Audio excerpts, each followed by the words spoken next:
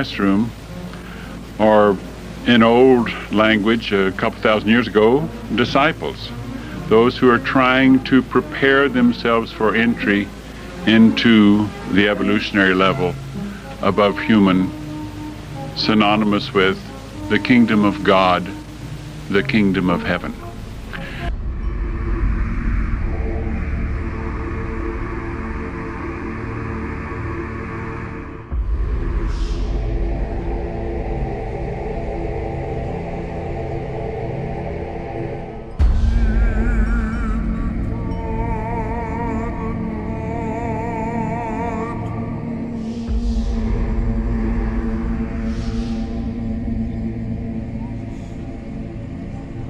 Family. I want candy. You want candy. We all want candy. The Mars family owns Mars Inc., which is, and you guessed it, the Mars Bar Company. They are one of the world's largest candy and pet food companies, right? Like what? Like, how do those go together? You know? Kinda weird. The family themselves come from humble beginnings. Frank Mars started Mars Inc. way back in 1911 when he started selling candy from his kitchen in Tacoma, Washington. The malt flavored nougat we all know and love wasn't actually made until 1929 when they came up with the Milky Way. How exactly they made the transition from candy to pet food is like beyond me, but that aspect of the biz expanded in 2017. They acquired the animal hospital company VCA, making a $9 billion investment. Overall, the company is worth, get ready, $40 billion in sales. What? So they're rich and they own candy? Well, okay, they're really rich and they own candy. For one, they can influence anyone. And consider the fact that sugar is considered an addictive substance. And then also, Willy Wonka, right? Fiction or non-fiction, candy is a big deal. Imagine a world without it. Number 9, the Morgans. The Morgans sound like the family that lives next door who outdo everyone when it comes to like holiday decorations, but I'm talking about the JP Morgans who could probably do that and control the world at the same time. The Morgan family is one of the most influential American families. Their dynasty is tied to banking, and you have probably heard the name JP Morgan over like 100 times in passing. At the turn of the century, Morgan was the most influential businessman in America. He was so admired and respected that on the day of his funeral, the stock exchange remained closed until 12 p.m. To give you an idea about how much financial success he attained, he bailed out the US Treasury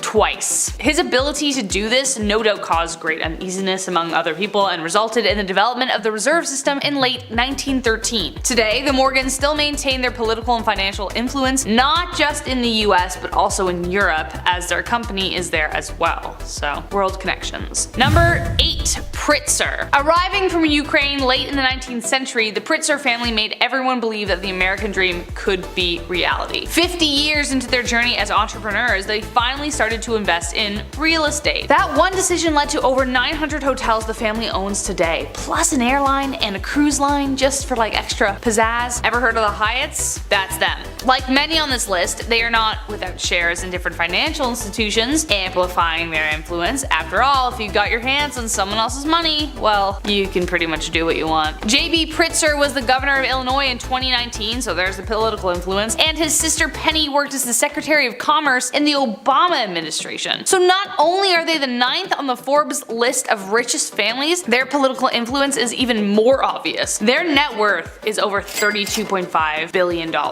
which they use to back the presidential campaigns of Obama and Hillary Clinton. An astounding amount of wealth, which of course has been met with competition and strife. Liesl Pritzker Simmons, once a child actress known for Little Princess, didn't know this, now a prominent impact investor, actually sued her own father along with her entire family in 2002. Her father and cousins looted her and her brother's trust funds, so she filed a $6 billion lawsuit, settling with $500 million plus $280 million in cash, plus more control over her trust valued at $170 million. So not quite the $6 billion she wanted, but still, no complaints, I would hope. No complaints. Number 7. The House of Windsor. Whether you consider them the figureheads of the monarchy, the House of Windsor remains one of the most powerful families in the world. They are the reigning family monarchy in Great Britain, and although they may not be the richest on this list, their wealth does not simply lie in money. The Windsors reigned over the entire British Empire, which of course included the fruits of the colonial pursuits of jolly old England from years past. Their colonies, protectorates, and dominions spread across the world. They were also recognized as the official monarchy currency of several independent countries. Therefore, their wealth is in many pies, as it were. Along with the fanfare that follows, people are obsessed with them. Like the whole Meghan Markle thing, it's nuts. Queen Elizabeth II is the head of the family, the church, and the commander-in-chief of Great Britain's military troops, along with performing her duties as supreme ruler of 15 autonomous countries. Fun fact, this is a fun fact, my grandparents met her twice at the Queen's garden party, and they said hi, and she's very queenly, and that was all I really found out about that. But that was cool. Number 6. Rockefeller. John Davidson Rockefeller may have picked up a few tricks from his dad when he started his American empire. Son of a con man, Rockefeller bought out several owners of Cleveland's largest oil refinery in 1865. Then he just kept going, buying out competitors left, right, and center, which led him to take over 90% of America's refineries and pipelines. But beneath all that success were dubious dealings with corporate spies, secret railroad deals, bribery, leading the US attorney to sue Standard Oil after this came to light. However, the trial only resulted in the company breaking off into 34 sub-companies and allowed Rockefeller to maintain ownership. By the time John D. died, his assets equaled out to 1.5% of America's total economic output. That's more than anybody has ever made today. Today, the 200 descendants of the Rockefeller family have a net worth of over $11 billion, which is significantly less than what they had before. Though their considerable wealth is not what it once was, their name still carries immense weight to this day. John's grandson, David Rockefeller, is the man who stirred up rumors of conspiracy in the 1950s due to his highly secretive meetings. His enigmatic behavior added to fuel to the fire towards the suspicion that the Rockefeller family seeks to gain or maintain control of the world. Number 5. The House of Sod. I feel like if you even have your baby toe dipped in oil somewhere in the world, in a metaphorical sense of course, you can control the world.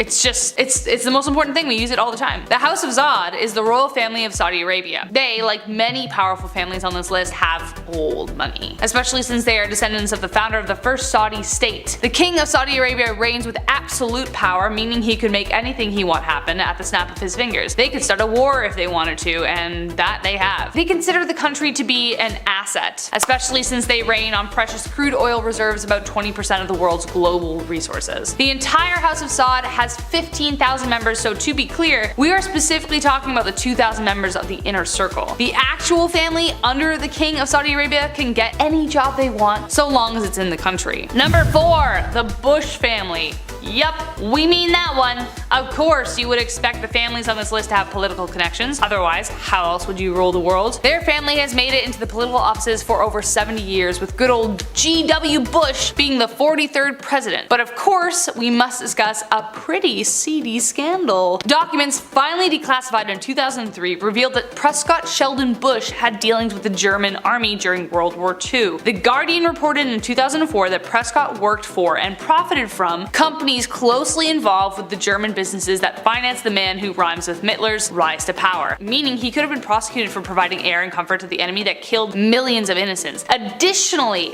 this is crazy. Additionally, he continued his support after it was revealed what the Yahtzees were doing, and you know what I mean by Yahtzees, I just can't say it because YouTube, censorship. Ugh, I hate it. But anyways, the documents even imply that the US knew where the camps were and could have disabled them long before they were finally discovered. Number 3. Rothschild. The conspiracies surrounding this family appear to me never ending, and some of them may be right. After all, the possibilities are endless when you carry that much influence in your wallet. The Rothschilds are one of the most wealthy families in the world, and their legacy goes all the way back to the 17th century. That is the oldest money I think we have on this list. Mayer Amschel Rothschild established a banking business back then and became the personal banker for the German royal families. His 5 sons then took the business and expanded it into London, Paris, Frankfurt, Vienna, and Naples. British and French war efforts have relied on their funding, including the Napoleonic Wars in 1803 to 1815. This family literally had a hand in the success of war. If that's not power, then I don't know what is. Though their business remains in control of banking, they also have hands in real estate, oil, and construction, so basically everything around us. Number 2. The Murdochs. No, I'm not talking about the Canadian classic everybody watches on a Sunday that's been running forever, Murdoch Mysteries. how are ya? But same name. To say the media plays a huge role in every part of our lives is an understatement even to say that. It's at the rate we consume media on our phones, on the subway, on the street, TV, computer, on headphones, you'd have to head to the Alaskan Triangle just to get away from it. Which is why the Murdochs are so damn powerful. The Murdochs control several broadcasting networks, their reach stretching across 3 continents. So needless to say, their influence has very little borders. Their imperialism began in Australia by a political reporter for the Melbourne papers, Keith Murdoch. Keith climbed his way up to editor, and after he figured out how to double the sales, he became CEO. His son Robert followed in his footsteps as a reporter, and together they formed the News Corporation, which held the power of Australia's media in the palm of their hands. But the corporation now owns 20th Century Fox, Fox News, MySpace, and Dow Jones, plus I think a few more. However, there is no fame without scandal. In 2011, the News Corp was prosecuted for illegal phone tapping of celebrities, the royal family, and even bribed police and special units. People thought that maybe, I don't know, like maybe this should topple the entire empire, but it didn't. It remains standing, and who knows what's happening behind the scenes. And last but not least, number 1, the Waltons. And hitting in at number 1 on the Forbes list of America's richest families, we have the Waltons. Their net worth being $247 billion. Fun fact, if you were to start counting to $1 billion today, it would take you 30 years to complete. So imagine counting to $247 billion. Somebody do the math for me down below in the comments. Guess what they own? Walmart, which is the world's largest retailer by sales. However, they also own Arvis Banks, right? Which operates 16 banks in Arkansas, Oklahoma, Missouri, and Kansas. An unfathomable amount of wealth that this family hoards, and it looks like they want to keep it that way. The Waltons have played a lead role in eliminating the federal estate tax, which would essentially help billionaires evade estate tax entirely, right? Their influence also carries over easily into politics, considering the average election campaign costs $10 million. The Waltons could easily make that in under a day on their business earnings alone. According to Bloomberg, they can make around $100 million a day. Who do you think gets to dictate the terms when your candidate needs money? On top of that though, they also donate a lot of money towards education and environmental initiatives, and of course have their grand share of vintage cars, art, and properties. Apparently it still sucks to work at Walmart though, so. Starting off at number 10 now, we have the Grand Dragon. This one comes from Betamax V2, who said, "A great uncle of mine passed away when I was a little boy. The family met at his house after the funeral to start packing things up and all, as he had no children and his wife died many years before him. My great uncle was a highly respected member of his small town. He was a banker of some sort, deacon in the church, and all those things that made him a good person. Well, tucked away in the attic, not covered by any dust mind you, was a large wooden trunk. Inside this trunk were the purple robes of a KKK Grand Dragon, various member listings, meeting notes, and all other sorts of things related to the KKK. Turns out that my great uncle was a very active, although very much secretive, member of the regional chapter of the KKK. Okay, I think we've already started up here with this video. Can you guys even imagine finding out that your relative, someone who was respected and loved by his family and friends, was a member of the KKK? Probably the most famous white supremacy group of all time. I guess you'd have a lot of questions after that, especially for your family. Like, how didn't they know? Moving on to number 9 now, we have The Milk. This one comes from Kleinboy, 1987. Now he said, "My great grandfather hit his wife with a fire poker and slit her throat. He then proceeded to blow his head apart with a shotgun. He sat down in a rocking chair and used his cane to push the trigger, all over an argument of whether it was too cold for me to walk to the grocery store to get some milk." That's it. That's the whole story. That's everything. There's nothing more to help us try and wrap our heads around what happened here. The couple were arguing over whether this storyteller would be alright getting milk due to the cold, and he murdered her over it and then killed himself. Now I'm guessing by the fact that they're referred to as great-grandparents that they were pretty old when this happened. What would cause someone who's been in a marriage for decades and decades to just suddenly snap like that? I think there's more to this story, but honestly, I'm not even sure I want to know. At the number 8 spot now, we have Dog Heaven. This story comes from New Orpheus about his wife. He said, "My wife and I were reminiscing about our childhood pets one day. When I shared how hard it was when my cherished dog had to be put down, she got to thinking. All of her childhood dogs were killed by semis. Now normally the thought of a dog getting loose and being run over by a semi-truck isn't that far-fetched. However, it had just clicked with her that her childhood home was in the countryside, down a long gravel road. The nearest highway was really far away. She decided that the next time she talked to her dad, she would find out what really happened. After all, now she is an adult and can handle the truth that a 7-year-old couldn't. Well, her dad just sort of smiled at her and said, 'Oh honey, I never lied to you. Your childhood dogs were indeed hit by a semi-automatic. Yeah, a semi-automatic rifle.' Now, to be fair here, it sounds like her dad was putting down the dogs when they were old or very sick instead of taking them to the vet to do it. I hear that's more common in certain rural communities around the world. I'm passing no judgment here. I just thought it would be a shocking story because she genuinely thought they were all getting hit by semis, as in semi-trucks, when it was actually semi-automatic rifles. It's quite a big difference between those two things. Next up at number 7 now, guys, we have The Judge. This one comes from Thing, who said, "The real reason my aunt moved back to my hometown was she was briefly kidnapped by some bad guys she displeased in her work as a judge. The guy held her at gunpoint and told her she could either leave town in the next 24 hours or be taken back in. I was like 8 at the time, so everyone just told me she moved back because she missed us all. I found out about it when my brother and I were rehashing old stuff 10 years later." Now I'm sure all the adults in this family had mixed feelings about the auntie returning. Yay, auntie's back in town for good because she misses us, but oh no, it's actually because she was told to leave at gunpoint where she worked as a judge. That's really scary.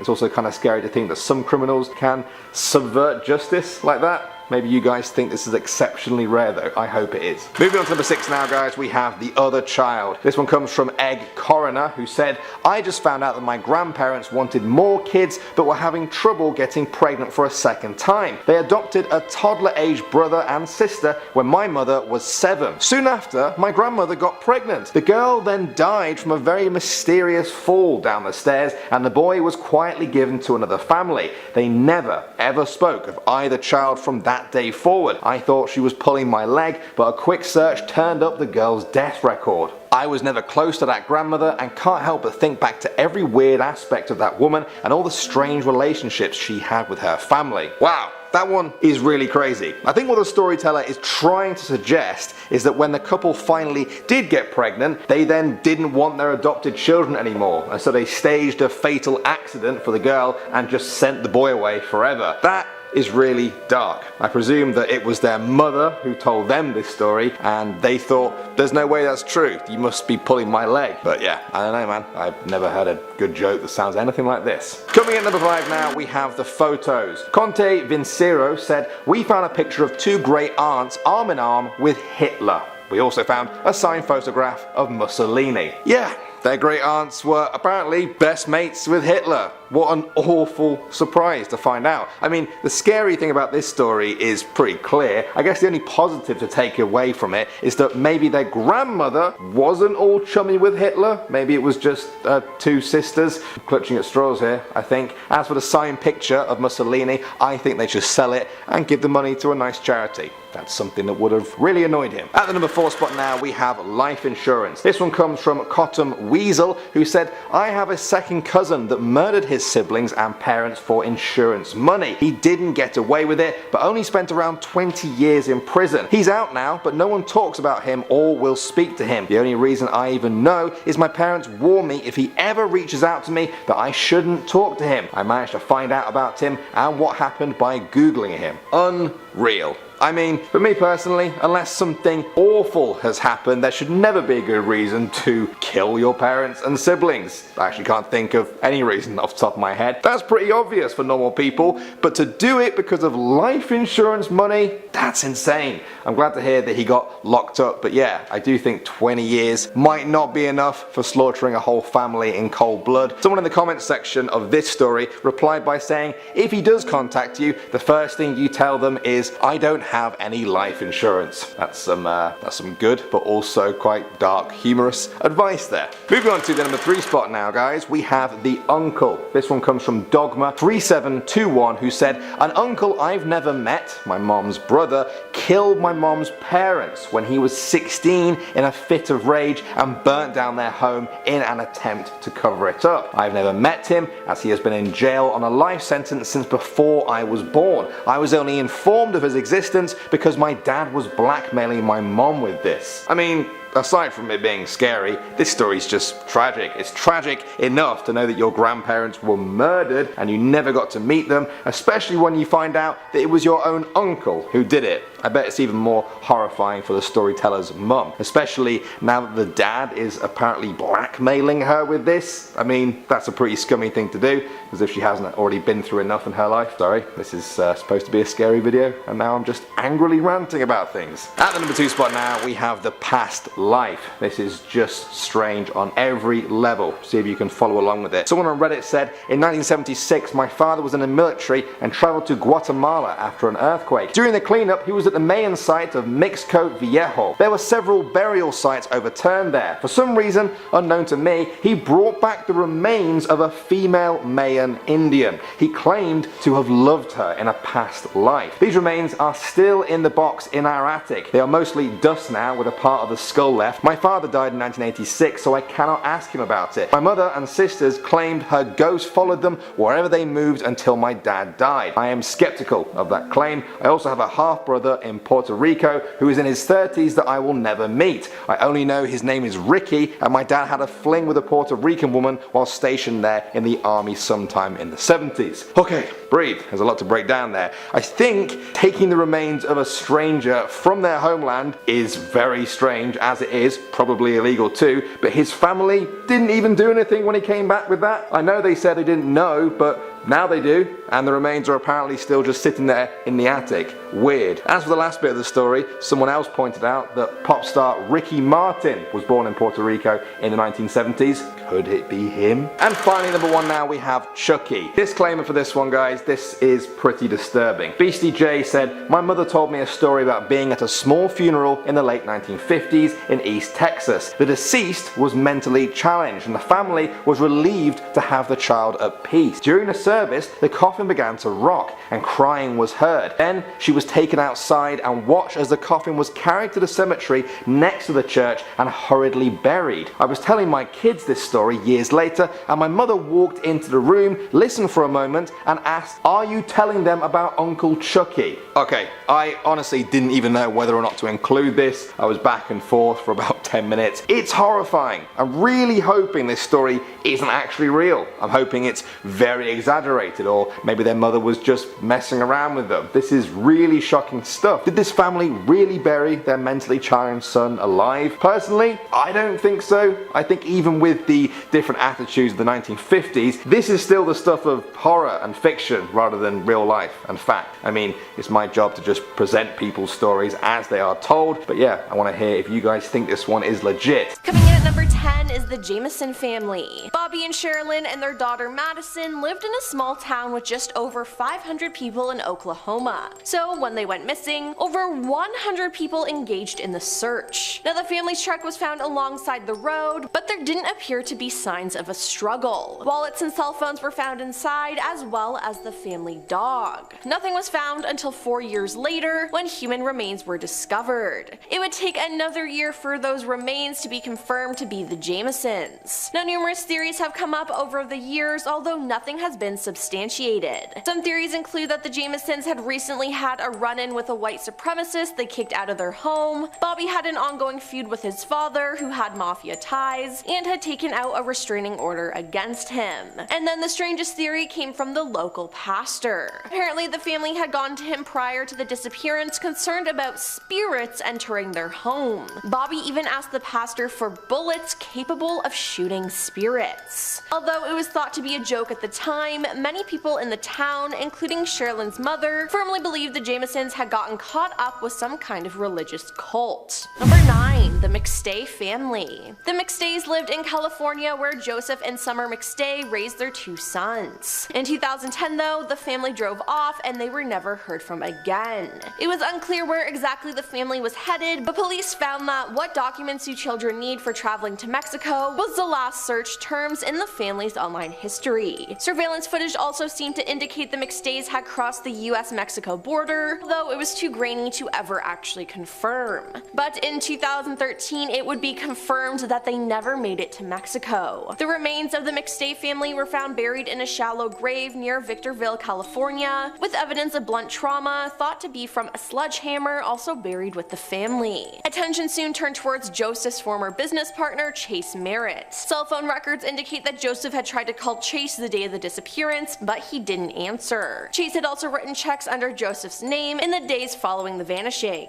In 2014, Chase was arrested and charged with first-degree homicide, and in 2020 he was found guilty and sentenced to death. Number 8. The Martin family. Kenneth and Barbara Martin left their Oregon house on December 7, 1958 with their 3 daughters, Virginia, Susan, and Barbie. They planned on going out to the country for a little bit to collect some holiday greenery to use for Christmas decorations, but they would never return home. The family was officially declared missing when Kenneth didn't show up to work. An investigation went underway, and it was clear that the Martins never returned home from their trip because nothing in the house was disturbed. 3 months after the family vanished, the bodies of Susan and Virginia were found in a river, but the remaining bodies though were never discovered. Several theories have come out about what happened. It has been theorized that Kenneth lost control of the vehicle and drove into the river. However, the car was also never found, so that seems unlikely. Number 7. The Goddard family. In August 1999, Dr. Yves Goddard and his son and daughter rented a sailboat near Normandy, France, and were never heard from again. Suspicions began when investigators realized the sailboat excursion was not planned. Goddard told the man at the rental place that he was going on a quick fishing trip and told him they expected to return some days later. Now on September 7th, 2 days after his scheduled return, a dinghy from the boat washed ashore with Goddard's checkbook and jacket. Investigators started to suspect something was wrong and checked the car he left in the rental's parking lot. There they found significant traces of blood and morphine and moved to investigate his home, where they also found blood. The blood matched that of Goddard's wife, Marie France, who had not joined her family on the boat. After the blood was found in their home, a formal homicide investigation was opened. Nothing came out of the investigation, as Goddard and his son and daughter were still missing. Then in June 2000, fishermen dredged up his daughter's skull. 5 years later, Goddard's femur was found about 43 miles off the coast of northern France. The bodies of Marie France and his son have never been found, and investigators theorized Goddard ended the life of his wife at their home and took his son and daughter on board the ship, which he planned to sink. Number 6. The Salomon family. Sol Salomon immigrated to the United States from Israel with his family. Sol ran a small business, and due to some savvy real estate investments, they made good money. They lived in Northridge for 10 years until their disappearance. The family owned a few exotic cars and had quite a bit of money. However, when police examined their home after their disappearance, nothing was stolen and it did not appear to be a robbery. The only potential clue was some blood splattered in one room and a piece of carpeting that had suspiciously been removed and covered up. Later, the family's passports would be discovered on the side of the highway. Suspects have arisen over the years. Some theories point to the Israeli mafia being involved, though relatives deny that the Salomons had any mafia ties. At one point, the police suspected Harvey Radar, a business associate of Sol's, but ultimately nothing could be proven. Number 5. The Benitez family. In 2013, Marie Jose Benitez and her daughter Allison, 19, mysteriously disappeared after a trip to Toulouse, France. They allegedly left after Marie Jose had an argument with her husband, Francisco. He told police that they turned their phones off when they got to town, and in order to give them space, he did not inform other family members where they had gone. But when police started investigating what happened to them, they quickly realized there was little evidence they had traveled at all. Neither had a driver's license, and there was no CCTV of them getting on or off a train. They also discovered neither women had made any calls to or from their cell phones, nor had they taken any money out of their bank accounts. After this, Francisco admitted to investigators that he and his wife were having marital issues, aka he cheated on her and she found out and she told her mother. In 2004, he was seeing a woman named Simone Oliveira Alves, who had also mysteriously disappeared. Yeah, I think Francisco is the problem here. With all the similarities similarities between the cases, police opened an investigation into Francisco, but within 2 weeks he was dead. He uploaded a video online proclaiming his innocence and then ended his own life. Forensic analysis found Allison's blood in the family freezer, but because their bodies were never found, the case has never been solved. Number 4. The Hyde Family. In 1928, Bessie and Glenn Hyde were honeymooning in northern Arizona at the Grand Canyon when they vanished. They were traveling down the Colorado River by boat in October and planned to boat through the Grand Canyon. Glenn had run tough rivers before, but Bessie was new at it. The couple ran across other boaters a few weeks before their disappearance, who said they got the feeling that Bessie wanted to turn back, but Glenn was pushing her on. It was said if they completed the trip successfully, they could go on a paid lecture tour. So this trip was more than just fun, there was money at stake. Cut to several months later, the Hyde's boat was discovered that winter, seemingly undisturbed. It was upright and full of supplies, but the couple was gone. Now there are many theories about what happened to the Hydes. Did they disembark and try a too difficult side hike? Did they have an argument that turned violent? Or were they abducted? There are conflicting reports about what happened to the Hydes, and there has been more than one Bessie Hyde sighting in the years that followed. Number 3. Step-siblings. Step-siblings Chloe Leverett and Gage Daniel lived with their grandparents Leon Bubba and Molly McLaren in Unionville, Tennessee. The siblings were last seen at the home at 6:30 p.m. on September 23, 2012. At 9:30 p.m. the house caught fire and burned to the ground. Bubba and Molly were found dead inside, along with their pet dog and bird. Now despite a thorough search of the wreckage by authorities, no trace of the siblings were found. Authorities are not sure of what caused the fire, however the county sheriff believed that it was an accident. The McLarens had over 30 propane tanks in the basement, and fire officials found evidence that the tanks had ruptured, however there was no sign of an explosion. However, forensic anthropologists found no evidence to support this. To date, no one knows what really happened to them. Their mother Cheryl believes that they were kidnapped and that the fire was intentionally set. 1 year after the fire, a witness reported seeing Chloe at a restaurant and took a photo. Cheryl believes the girl in the photo is her daughter, however authorities were unable to track the girl down. Number 2. The Rogers Family. By 1965, Charles Rogers was unemployed and living with his elderly parents, Fred Christopher and Edwina Ivor Rogers, in Houston. Described as reclusive, Charles was reported to have communicated with his parents by a way of notes slipped under the door. Neighbors were unaware that Charles even lived with his parents, as he generally left the home before dawn and did not return until after dark. On June 23, 1965, 2 Houston police officers were dispatched to the Rogers home to conduct a welfare check after Edwina's nephew Marvin reported that his phone calls to his aunt had gone unanswered for days. After receiving no answer after knocking, the officers forced their way into the home. Upon entering, the officers found nothing unusual but noticed food sitting on the dining room table. One officer opened the refrigerator and found what appeared to be numerous cuts of washed, unwrapped meat neatly stacked on the shelves. As the officer was closing the door though, he noticed 2 human heads visible through the clear glass of the vegetable bin. The heads were those of Fred and Edwina Rogers. What the officer initially thought were unwrapped cuts of hog meat were the couple's dismembered limbs and torsos. Police later discovered the couple's organs in a nearby sewer, while the other remains were never found. Now there was little blood in the house, and it appeared that it had been thoroughly cleaned, but what was found led to Charles's bedroom. There, police found a blood-stained keyhole, but saw no trace of Charles himself. A search for him was launched and a warrant was issued as a material witness to the crime, but he was never found. In 1975, a Houston judge declared Charles legally dead, so his estate could be probated. The case still remains officially unsolved, and Charles remains the only suspect. And coming at number 1 is the Skelton brothers. The boys, Andrew Alexander and Tanner, spent the holiday with their father, John Skelton, in Marcini, Michigan in 2010. Their mother, Tanya Zovers, was supposed to pick them up from her ex-husband the next day, however she stopped hearing from John, so she went to his house. He wasn't home because he was at the hospital after he broke his ankle. He told hospital workers that he injured his ankle while trying to end his life. Police were able to get into his home, where they found the house destroyed, but the boys weren't there. John has been accused of changing the story of where they were while he was at the hospital. He said they were with friends before telling investigators that the boys were given to an unknown woman. He also told police that that he gave them to an underground group that would keep them safe. Search parties looked for the boys, but they haven't been found, and John hasn't told anyone where they actually are or if they're even still alive, aside from his stories of giving them to unknown people. Starting off this list, in our number 10 spot, we have Let's Celebrate.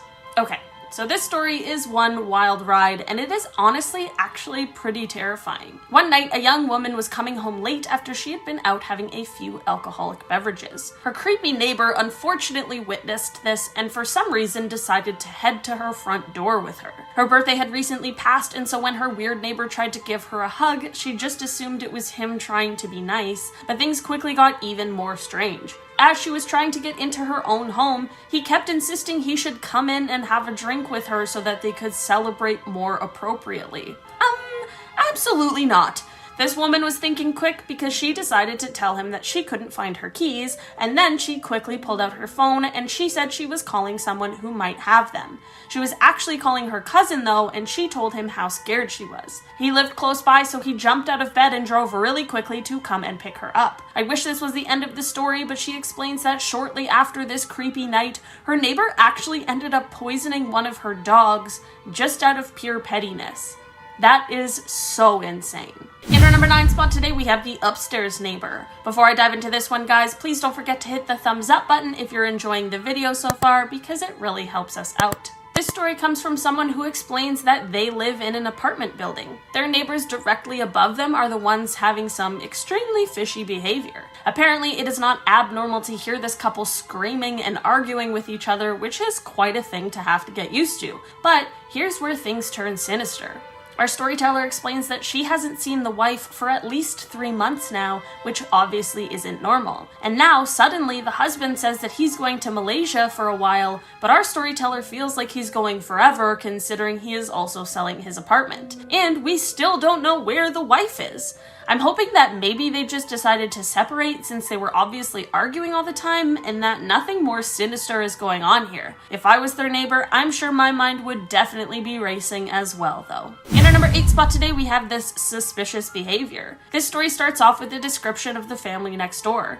There are 3 of them, a husband, a wife, and their 2-year-old daughter. Apparently the husband has always been super weird and gave off some bad feelings. He had a really expensive car, and apparently basically all he did was drive it and wash it. So, one day, the police came knocking on our storyteller's door, and the police explained that apparently the husband and wife next door had supposedly gotten a divorce, but they wanted to know if they happened to know the whereabouts of the wife and daughter because they could not locate them. Our storyteller didn't know anything about their whereabouts, but gave what info she did know, which was that she had a 2-year-old and that she was maybe pregnant and that she drove a white Jeep. After this police visit, they didn't hear anything else, but of course kept their eyes and ears peeled. A few months after the police visit, the creepy husband is outside cleaning his expensive car, and this is when our storyteller sees the wife's white Jeep in the garage of the house. If she had run off, why would she leave her car? The creepy husband saw our storyteller see the Jeep, and just a few short days later, he ended up selling it. This could all just be a coincidence, but it certainly is all a little suspicious.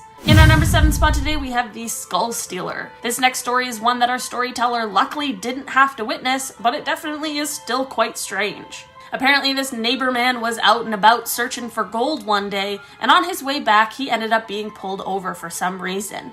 The police ended up searching this man's car when they found something I don't think anyone was expecting. They found a real human skull. Sinister or not, why would you ever have something like that in the back of your car? This guy's excuse is that he found it while he was out searching and thought it belonged to an indigenous American. This man was most definitely arrested, and unfortunately our storyteller doesn't know how the rest of this story panned out, but if it wasn't already clear, if you ever find a human skull, please don't take it home with you. In our number 6 spot today, we have Always Watching. This story is about the family that lived across the street from our storyteller when they were in high school. Our storyteller would walk to and from school every day, and while the mornings were normal, when he was coming home every day is when things got very weird. This family across the street would sit and stare out the window at this guy every single day as he returned from school. I couldn't imagine this happening to me once, let alone every single day,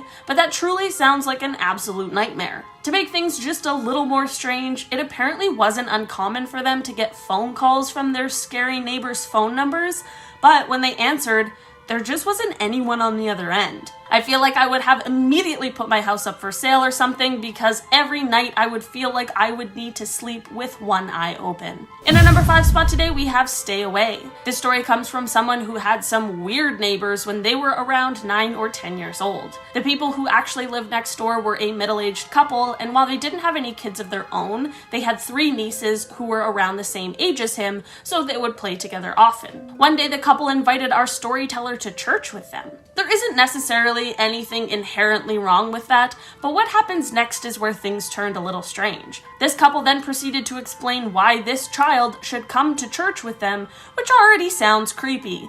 They began to explain that the world was about to end and that they were preparing for that. These fully grown adults literally told the child that if he wanted to live, he should go to church with them. I have a strong feeling that if he wanted to live, the best thing to do would be to absolutely not go to church with them under any circumstances. Who knows what church they were going to, but there's no way it was good. In our number 4 spot today, we have This Dangerous Fence. This story comes from someone from a family with 4 siblings for a total of 5 kids. They were all pretty rambunctious and unfortunately had the pleasure of living next to a family with 2 children, both of which were, of course, very well behaved. Obviously, the neighbor dad didn't take too kindly to living next door to a bunch of wild children, considering he had 2 perfect little angels. But he certainly took things way too far. One day our storyteller was climbing around on the fence that separated the 2 properties, and this set off the neighbor dad. Instead of doing literally anything normal, he decided to do one of the most messed up things he could. He took those nails that are used for carpets to grip the flooring and stuck them in bars of wood, which he then placed on top of the fence. Keep in mind that our storyteller is around 5 years old at this time. So every time he would try to climb to the top, he would be stuck by a nail, which would then cause him to fall off. Luckily, our storyteller never got seriously injured or anything from this, but how weird is it for the neighbor dad to react like that? In our number 3 spot today, we have The Rose Garden. This story comes from someone's aunt and is about a neighbor she had in the 70s and 80s. This neighbor was harmless but had quite a creepy pastime. This neighbor volunteered at a blood bank, which is obviously great, but since the 70s and 80s were pretty much just a free-for-all, there was an insane blood bank rule that allowed this neighbor lady to be able to take home the bags of blood that were expired and would be thrown out. I truly cannot believe that was a thing, but I guess this lady was resourceful. She would take these bags of blood and then use them as fertilizer for her garden. Our storyteller's aunt explains that you would see her out there on her knees, digging around with a big floppy sun hat, just working human blood into the soil around her roses. They end off this story by explaining that all of the flowers in her garden were truly magnificent, and I guess maybe she really was onto something. In our number 2 spot today, we have The Next Door Dentist. This story comes from someone whose neighbor was a dentist, and he lived with his wife, and they apparently had one creepy child. Our storyteller explains that this weird family next door once absolutely freaked out on them for planting some flowers alongside their fence. They didn't go into detail about why, but the dentist family screamed as they said they didn't want anyone digging up their land. That's a reasonable request for sure, but also very, very suspicious. The dentist family ended up moving out 2 years after this strange incident, and our storyteller didn't really think much of them until 3 years after that. In an absolutely wild but not surprising turn of events, the dentist's dad ended up being arrested for kidnapping his patients. Our storyteller still has never had confirmation, but truly believes that there are still bodies located down there. In our number 1 spot today, we have Peeping Tom. Okay, so this one is truly one of the creepiest things I have ever heard. This story comes from a man who lives with his wife, and they have a downstairs neighbor who is certainly something else. First, this creepy neighbor approaches the wife and says to her that he can hear her and her husband all the time, with a super creepy and sinister grin on his face, which is absolutely horrifying to even think of. This is already creepy, but this story unfortunately gets worse. One day the wife was painting the porch of the house and accidentally dropped a paintbrush. She bent down to pick it up and sadly had to see what no one should have to see. Through the slits in the deck, she saw this creepy neighbor's eyes staring up at her. Tell me why this creepy man was laying under the porch, staring up at her, being a weirdo peeping Tom. They have no idea how long he was there for, and honestly, they probably don't even want to know. Starting us off with number 10 are the double suicides. Now this one was shared by Reddit user Suspicious Palm Tree, who said she lived in a house that was built back in the 1800s. Now being built at the time that it survived through both world wars and a lot more one of which being the previous owner's two sons committing suicide inside of it. When the user and her family moved in, they noticed strange happenings straight away. Their dog and parrots would randomly wake up from a nap and follow something with their heads like some entity was walking around. Every animal's head was following the same pattern, so clearly they were all looking at the same thing. The user's brother would never sleep in his room growing up because he claimed he kept hearing people talk to him. The user herself had her room in the attic and would have to pass through the empty second floor where there were motion activated lights, but the lights would randomly just turn on during the middle of the night despite no human being around at all. I mean, we're seeing a pattern. 2 suicides. Coming in at number 9 is the overdose. Now this one was shared anonymously on Thought Catalog, and it said that the user's sister and her daughter moved into a townhouse apartment complex when the daughter was about 4 years old. Now the night they moved in, the mum ran into her daughter's room after hearing her screaming about a man who was in her room yelling at her. There was no man there despite the mum literally searching everywhere. Windows, doors, everything was locked, so the mum put her to sleep and went back to her room. The same thing continued to happen the next few days, and soon the daughter stopped sleeping there altogether and wouldn't even go into that room. One day while the two were at the playground, the mum started talking to another mum who lived at the complex, and she started talking about how scary it was that the person living in the apartment before the user's sister had died of a heroin overdose, and she had no idea that had even happened. After doing some more research, the mum found out the guy's bedroom was where her daughter's room was, so I mean, go figure, the man yelling. She managed to find a picture of him on his obituary, and when the daughter saw the photo, she ran out of the room screaming, saying that was the man. At number 8 we have the Colonial House. This one was shared by XCO on Reddit, who said she used to live with 3 of her friends at this huge 1840s colonial house that had like 80 plus acres of state wildlife property around it. We're talking super bougie and super colonial. Now everyone's bedrooms lined the upstairs hall, and it was on their 3rd night in the house where things got weird. Now the user heard her doorknob rattle like someone was messing around with it, and then she heard it happen to the door next to hers, and so on. The next morning she was confronted and asked why she was messing with the logs, because the other housemates had already said they hadn't touched them, but neither had the user. Brushing off, the housemates ended up doing nothing about it. A week later, the user felt this intense urge to get out of bed. She laid still in bed contemplating if a noise had woken her up or something, but at 3 AM she eventually ventured out of her bedroom, and she saw all her roommates leave their rooms and come out at the exact same time as her, all claiming they felt this huge urge to leave their beds. That's a bit creepy, I'm not gonna lie. Just imagine at 3 AM everyone just leaves their room at the same time. That's some cult ass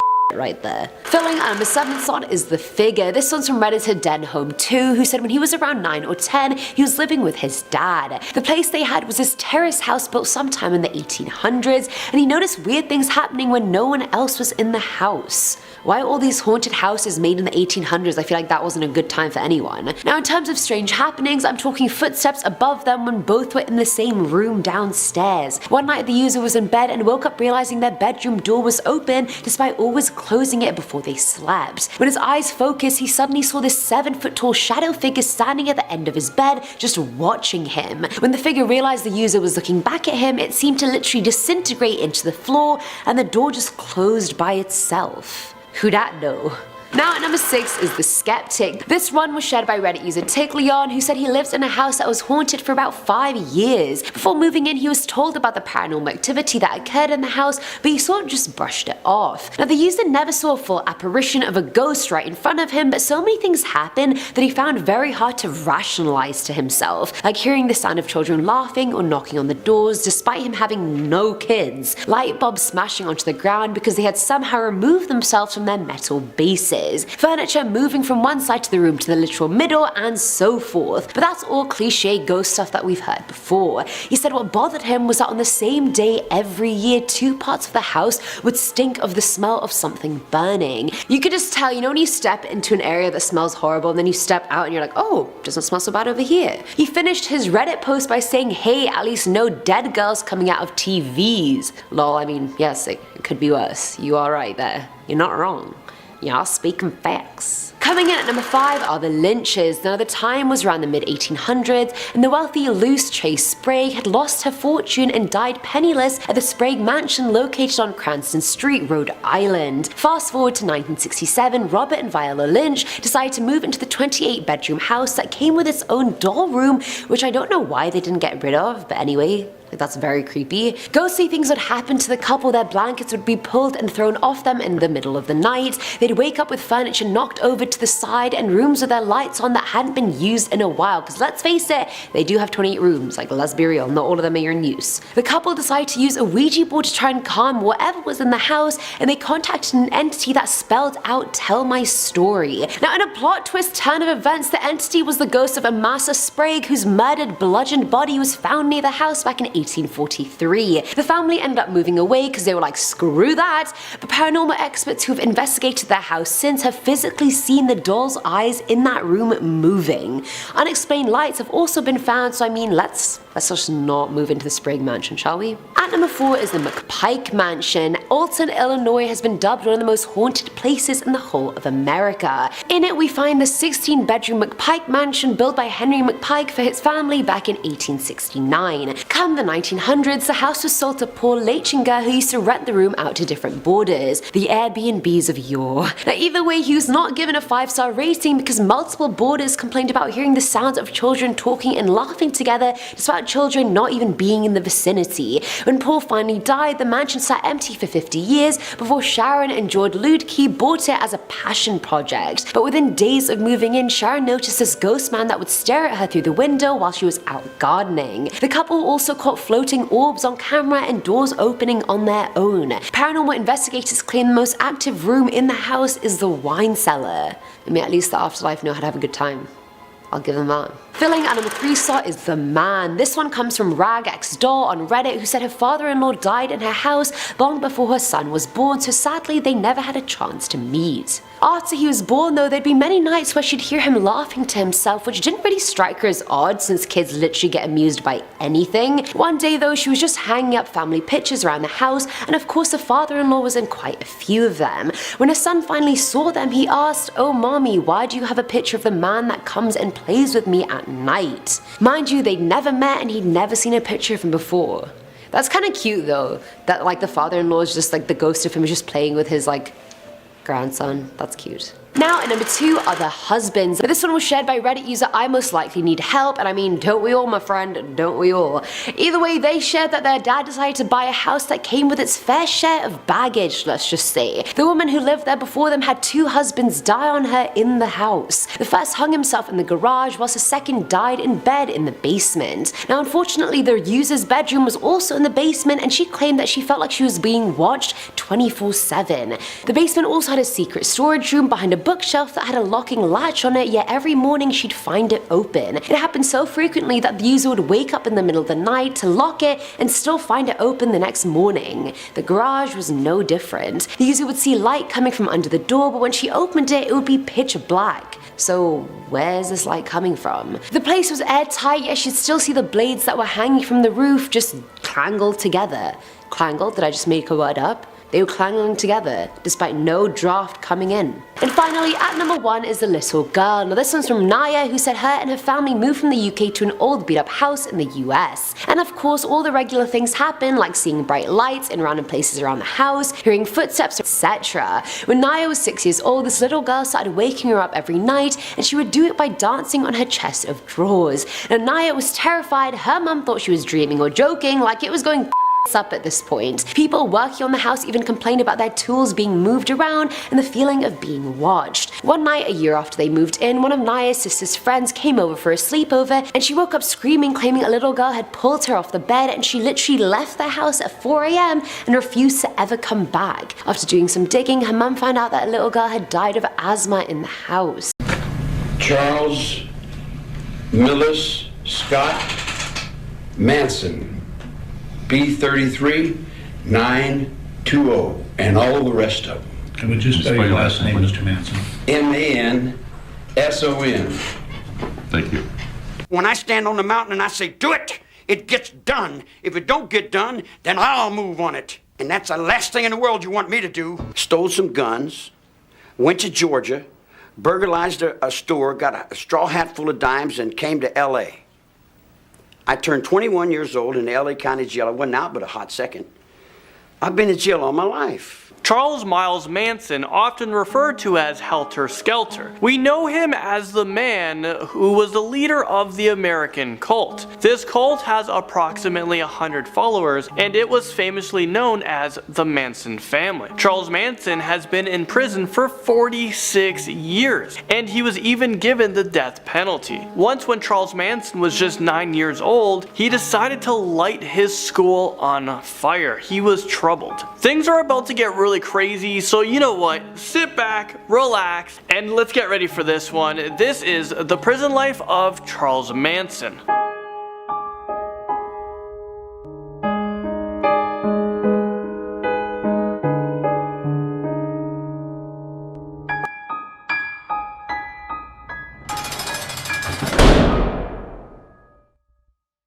Charles Manson has become one of the most notorious, distinguished, well-known criminals in history. Charles Manson is one of the biggest names in criminal history. The life he lived is absolutely insane, so let's start from the beginning. Charles Miles Manson was born on November 12th, 1934, and he was an American criminal, cult leader, and a singer. Was that actually Charles Manson? Well, it was. And is it just me, or does Charles Manson have an incredible voice? Instead of being a criminal, he could have went into the life of fame and fortune. Instead, he just got the life of fame and less fortunate imprisonment. Well, the song you heard was titled My World, and he wrote it and recorded it back in 1967. Manson could have signed to a record label and history would have been altered. Also, Manson had connections with Dennis Wilson. Now, who is that? Well, this is a pretty big deal because Dennis Wilson, he ended up creating the Beach Boys. Instead of being called part of the Beach Boys, Manson is now being called Helter Skelter, which is actually a term taken from a Beatles song of that same name.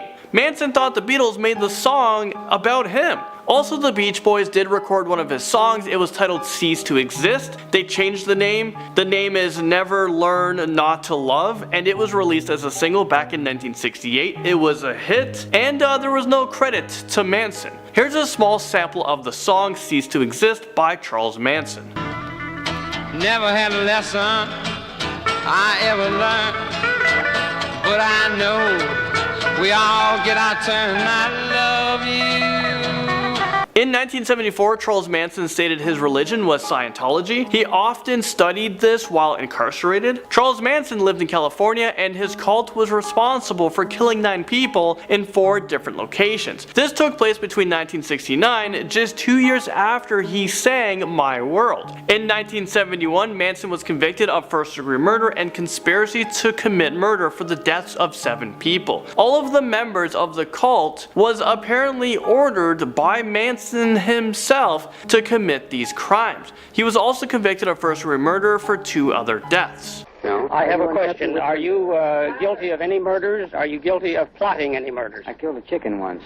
Any human being? No, no. You're absolutely innocent of any conspiracy to commit murder, or telling anyone to commit murder, or planning it? Charles Manson is a very intelligent guy who often uses humor to defend himself. Some people say he's intelligent, while others think he's mentally unfit. I'll let you guys decide. Tell me in a sentence who you are.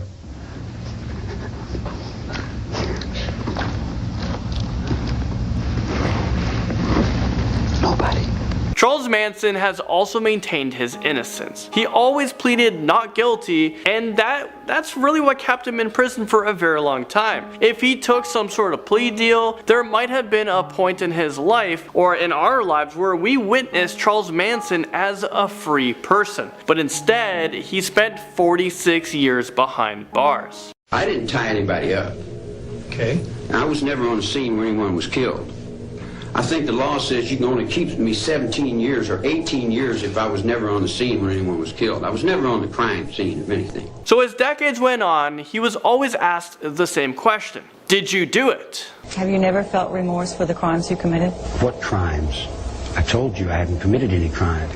Do we have an innocent person in prison? Listen, I broke no law. Try to understand that.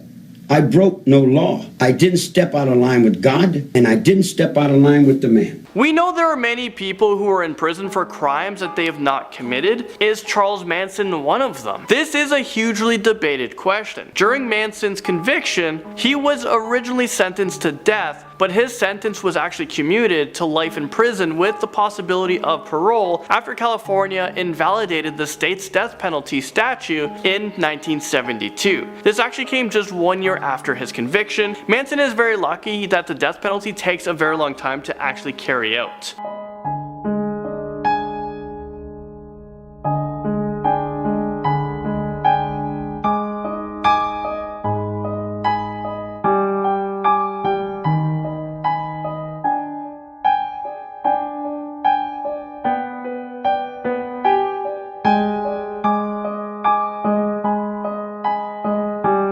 Manson avoided the death penalty, but he wasn't able to get paroled from prison. He spent almost 5 decades behind bars. Look at the madness that goes on. You can't prove anything that happened yesterday. Now is the only thing that's real. Manson's criminal career actually started at a very young age. Like I said, he torched his own school. So when Manson was just 17 years old back in 1951, he committed another crime. He was sent away to jail. While he was deemed insane and on a psychiatric recommendation, he was transferred to Natural Bridge Honor Camp, which is a minimum security institution. Manson was able to go home to his aunt's house so she can help him out, maybe help him find work, but soon after, Manson was caught raping a boy at knife point. He was put in jail once again. During this time, he committed a further 8 serious disciplinary offenses, 3 involving homosexual acts. Because of these behaviors, he was transferred into a maximum security reformity located in Ohio. He was expected to remain in prison and released on his 21st birthday, which was in November of 1955. Good behavior for Manson during this time actually led him to an early release. Staying out of prison didn't last long at all. 1959, Manson pleaded guilty to a charge of attempting to cash a forged US Treasury check, which he claimed to have stolen from a mailbox. That charge was actually dropped, but then he received a 10-year suspended sentence and probation for another crime. What was this one for? Well, he forced a 16-year-old girl to prostitute. He was like her pimp. By 1967, at the age of 33 years old, Manson spent more than half of his life in prison and other institutions. Age 34 years old, Manson dedicated his time to create this cult, well, his cult. When they were, a small bizarre character named Charles Manson was charged with provoking his apparently fanatic followers to commit the crimes, and a national obsession to understand these people began. Who was Charles Manson? On August 8, 1969, unknown intruders broke into the fashionable Los Angeles home of movie director Roman Polanski and his pregnant wife, actress Sharon Tate. There they slaughtered her and 4 others. It was at McNeil Island Penitentiary that Manson developed a skill at the guitar and an interest in music that would play an important part in later events. The man who taught him the steel guitar was an aging fellow prisoner, the renowned Depression-era gangster Alvin "Creepy" Karpus. Charles Manson may not have killed anyone with his bare hands, but it is believed he told people to kill, and those actions were carried out. The Manson family was responsible for many crimes, like assaults, thefts, and there were even reports of an attempted assassination of the President of the United States at the time, President Gerald Ford. 40 years ago today, Sarah Jane Moore aimed a gun at President Gerald Ford in San Francisco and fired a single bullet.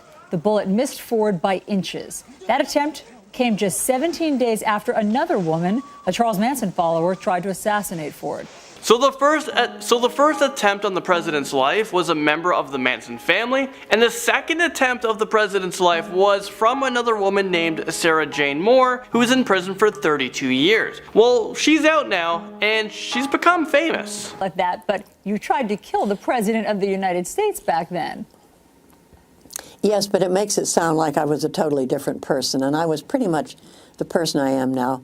Had gotten into something over my head, I will admit that. Charles Manson started to become a household name in the 80s. He gave 4 interviews to mainstream media. The first one was recorded at California Medical Facility, and it aired in 1981. It appeared on The Tomorrow Show by Tom Snyder on NBC. And that's about the extent of it. All this occult, all that hocus pocus stuff that you guys are playing, I don't know nothing about all that. You know nothing about something called Helter Skelter. You know nothing about... Yeah, I know about Helter Skelter. It was a song that some people sang. And that's all it was. And some other kids picked it up in their minds. And I've been in jail all my life, so I'm actually right here at home. How long have I been in jail? 34 years? 34 years, so... Out of 47, you've been here 34. I've been in jail, prison, a long time. All my life. I was raised up in here. Charles Manson is very influential, and something about him allows himself to get people to do whatever he wants to do. This morning, investigators are trying to figure out if crazed cult leader Charles Manson has a new flock of disciples. Over the weekend, Manson follower 63-year-old Craig Hammond was arrested for allegedly trying to sneak a wristwatch cell phone to the notorious killer locked behind bars. Manson doesn't know life outside of prison. He even once said that it's a good idea for him to stay in prison because what he has done in the past, he's willing to do it again, and he would do it much better this time. In 1984, an inmate, Jan Holstrom, poured paint thinner on Manson and set his body on fire. So Manson actually has burns all over his body. It covers about 20% of his body, which is quite significant. Because of this, Manson was often kept in isolation, and he was moved around to different prison facilities and jails. In 1989, he was housed at San Quentin State Prison. This prison is known for its toughness. Do you believe that there should be a death penalty? A death penalty? Yes, for someone who commits a murder or something like that. Aren't we all born to die? We're born with a death penalty. In a gas chamber? In a gas chamber. Well, or by hanging, or by an electric chair.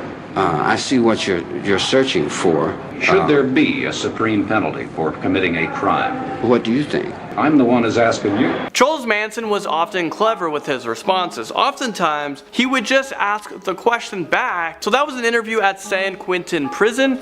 Even in prison, it seemed like he still had connections to the outside world and had followers inside of the prison as well. In 2009, Manson was caught with a cell phone, and he had contacted people in California, New Jersey, Florida, and British Columbia. So he might have actually had ties in Canada. Later in life, Manson decided to have a Nazi swastika on his forehead. And of course, this became very controversial. Okay, so Manson's prison life story, it sort of came to an end. He has been denied parole many times. He was given 12 parole hearings, and at the 12th one, I guess he realized he's just not going to be released from prison, so he skipped that one, he didn't go to it. The panel at his hearing always noted that Manson had a history of controlling behavior and mental health issues, including schizophrenia and paranoid delusional disorder, which posed a greater danger to himself and to the society. So they just couldn't release him. On November 19, 2017, just a few years back, when he was just 83 years old, that's when he passed away. The beginning of 2017, so in January, he was suffering from gastrointestinal bleeding at California State Prison. He was rushed to Mercy Hospital. Well, they didn't have Mercy at this hospital because Manson needed surgery, but doctors considered him too weak for surgery, so they just returned him back to prison. Whatever treatment he had received at the hospital was not disclosed. So maybe he didn't receive anything at all, and I'm sure there are many conspiracy theories out there saying that the doctors, they could have done something, they just didn't want to do something. They didn't want to help this man. I doubt that's what happened. Well, on November, Manson had a heart attack and he passed away. He might have died but his legacy, his life story, his cultural impact will always live on. Manson left everything to his son Matthew Roberts. It must be so crazy knowing that your father is Charles Manson. But I can assure them I have no desire for that money whatsoever. I have my own money. My situation is fine, and I don't want the negativity and the energy that goes along with that money, to be honest with you. So yeah, I've been accused of a variety of things. So I tried to absolutely confirm it that is the son of Charles Manson, and I'm pretty sure he is. I'm not 100% sure if DNA tests were taken, but that's how this story goes. Thank you guys so much for watching The Prison Life of Charles Manson. I'll see you guys all in the next video. This video is about some archaeological discoveries that people have actually been attributed to aliens. Click the video now to find out more. You will not be disappointed.